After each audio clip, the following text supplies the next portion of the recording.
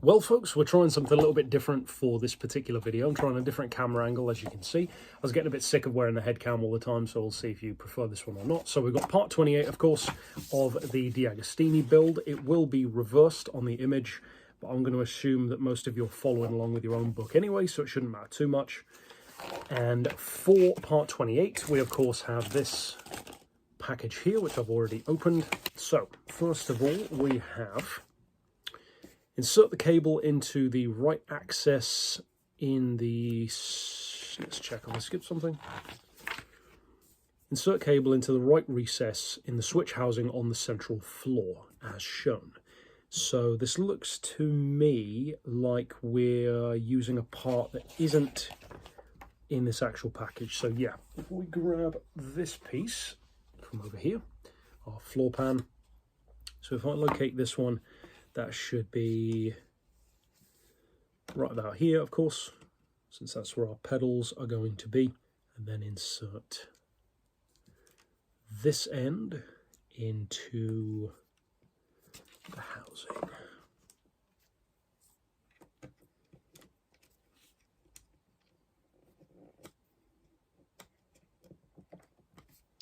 Which would be right about in there, as you can see. Step 2, insert cable 2, so repeat essentially the same process. Okay, there's our 2 cables. Next step is place the switch plate, which is here, over both switches as shown. Note in the image the direction in which the plate should be placed, which should have the tab on the left side downwards. When the plate is in place, switches are locked into position and secure with an FP02 screw, which is one of these. And that one is secure like so. Now, step 4, pass the cables 1 and 2 through the rectangular opening in the floor, so right here next to it, to the left of the switch housing. Okay, so grab these 2 ends and pass those through the hole there. And it doesn't really say how much to pass them through, but it looks from the image like they've gone most of the way through.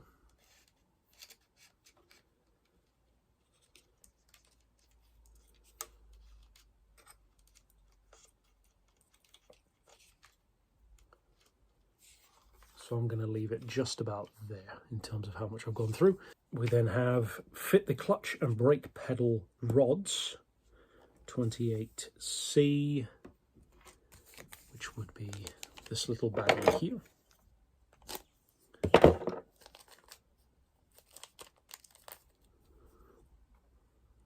Place that one into place on the gas pedal, 28B, that would be here. Hold it in place and secure from the underside with an FP05. So, turns out the reason why it wasn't initially working is because I was trying to put it on upside down, which makes sense. So, if you check out what I've done there, that should be the right way around. So the pedal rising up here, and then put that over the top, like drop the H through it, if you will, with the, with this more pointed section sticking outward, the small nub, the longer section pointing up, and then that there. And now we have step 6, insert the clutch and brake pedals, which are of course here, into the corresponding holes in the gas pedal, like that. So they all line up nicely. Turn the assembly over and secure the parts with a single FP05 again. And there we go. So there are our pedals. So set that to one side. Step 7, take the pedal assembly from the previous steps. Insert it into the 2 indicated holes in the central floor. So if we grab that one back over, just in front of the cables, which would be, of course, here.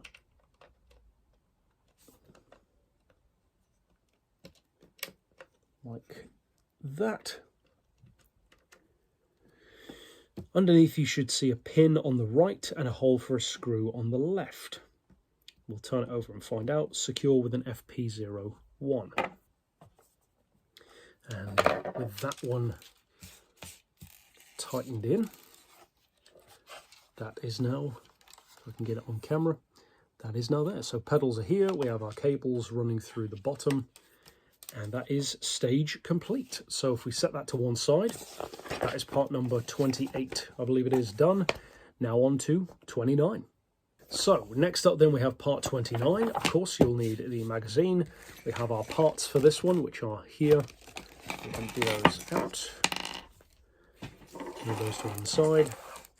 And you will need the dashboard, which we assembled earlier on as well.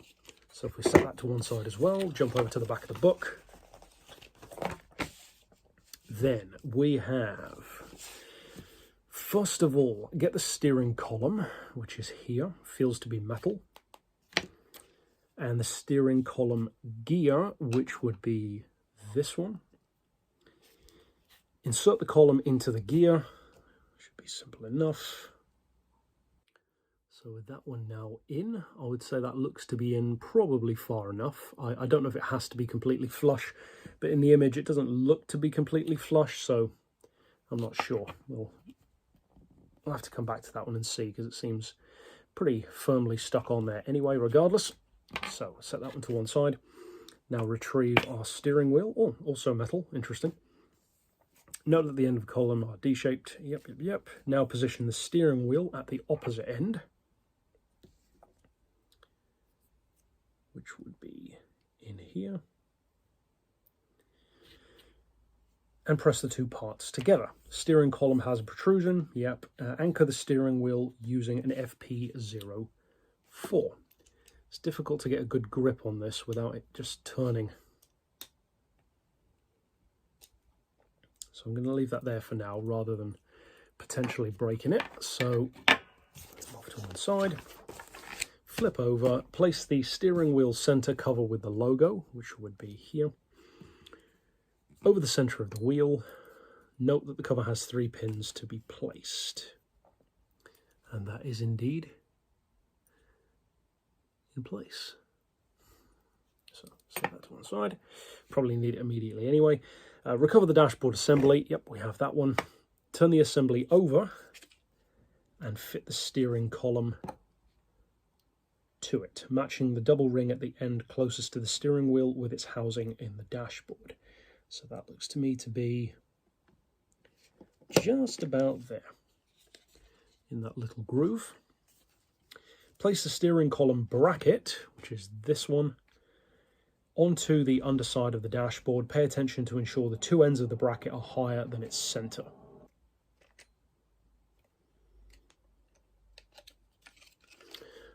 Okie dokie. So the dashboard is there. Fasten the steering column bracket. Yep, so we've done that. That is fastened in there. Nice freely turning.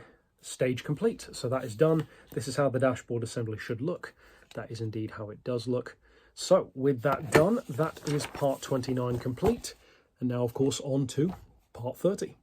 So now then on to part number 30, of course, which we will open up to the back. And this is our steering rack. We have our parts here, of course, which we shall empty out. Another metal piece, quite a few screws. And we have this piece, of course, coming back over, which we were working with just now, so we'll bring that over in a second. Step 1, recover the cabin. That one, of course. Install the steering support in its housing in front of the pedals. So 30C, that would be this piece. And if we place that one here, that looks to be going right about in here. And which direction is that oriented in? That looks to me to be like so. Secure it with 2 FP01s.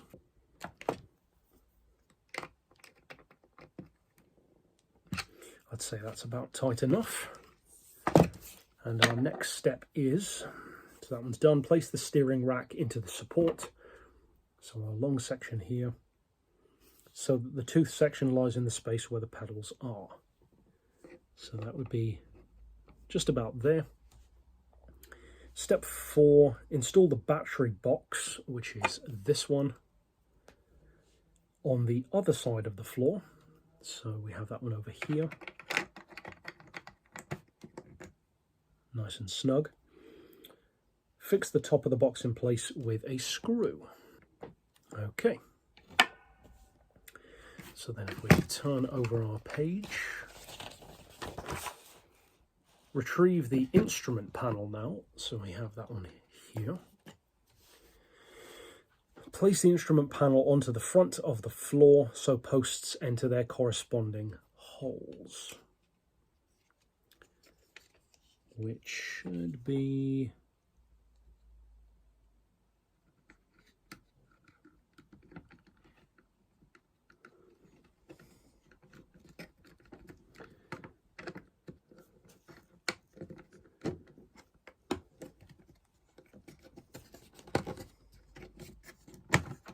right about there.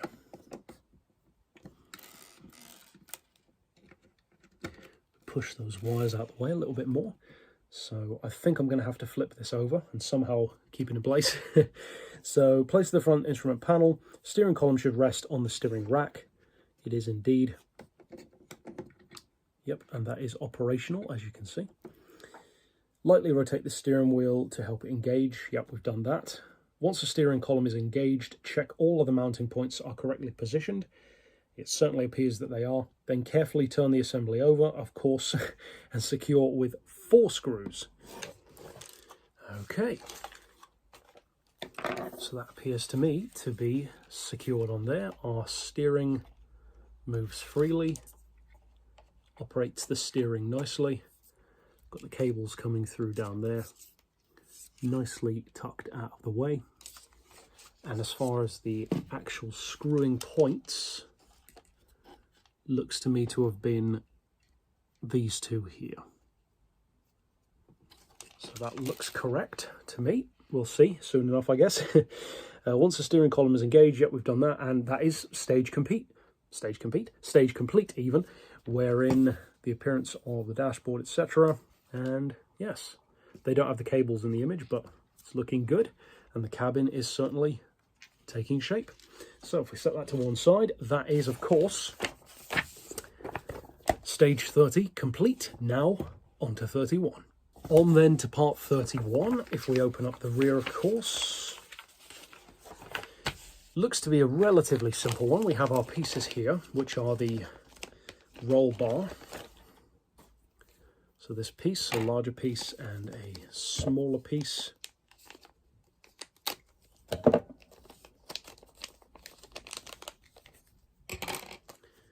Okay. Now, if we retrieve this larger one once again, retrieve the interior assembly, fit the ends of the roll bar, so the larger one, into the 2 holes on the floor, circled in red.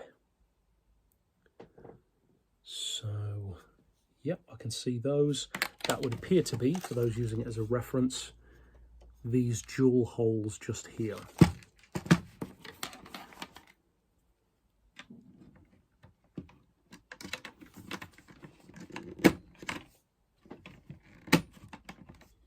Okay, those are in. And then, if we flip over, press firmly to embed. Yep, we've done that. The roll bar will fit snugly in the grooves on the dash. You can certainly see that here and here as well. Fit the D-shaped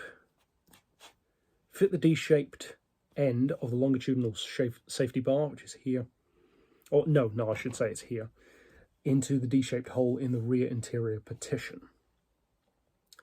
So we have the D shape, which is here, inserted in like that and highlighted in red. And the next step is pretty obvious, but we'll read it anyway. Insert the front end, of course, into here, like so. Very nice. And that's stage complete. So a nice and simple one. We've done a lot of cockpit work this time, and the cockpit really is coming together very nicely now. So there you go, and that is that, and with that, that is 31 finished. Now, of course, on to 32. On then to part 32, if we, as always, jump to the back, we have this time what appears to be some audio inclusion. So if we empty this one out, we have, looks to be a speaker, box, some wiring there. Of course, some screws, as always.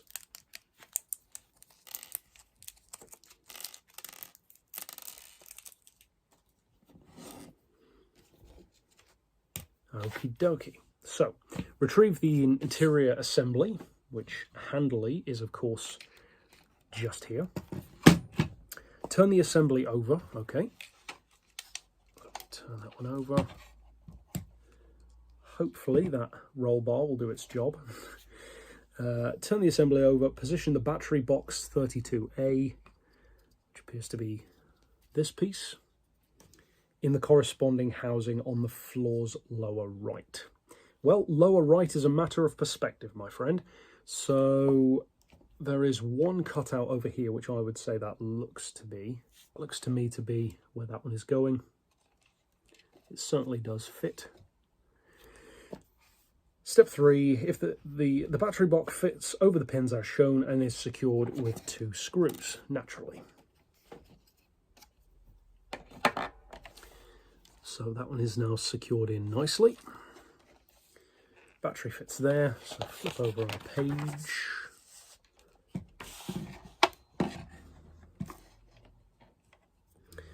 Place the speaker, 32C, into the corresponding circular place in the underside, which is of course right there.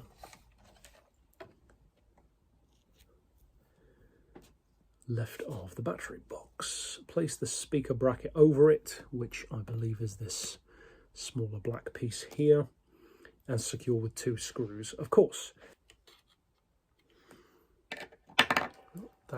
That appears to be secure to me. Place that onto one side for a second. Step 32.5, on the upper side of the floor. So flip it back over. Align the 2 holes on the inside of the battery box cover, which I believe is this piece. Battery box 32B, that's this piece here, with the 2 indicated pins on the connection plate. So if I flip that one around so that you guys can see, that one is of course just here, and that one can indeed be removed. And you can see where you can place our small battery in there. Yep, we've done that. And yeah, stage complete. So that is step 32 done, with yet more of the cabin complete, now with more of the audio intact. Put the seat belts back in the seats. And there we go. So 32 complete. That is it, of course, for this episode, and stick around next time for the next parts.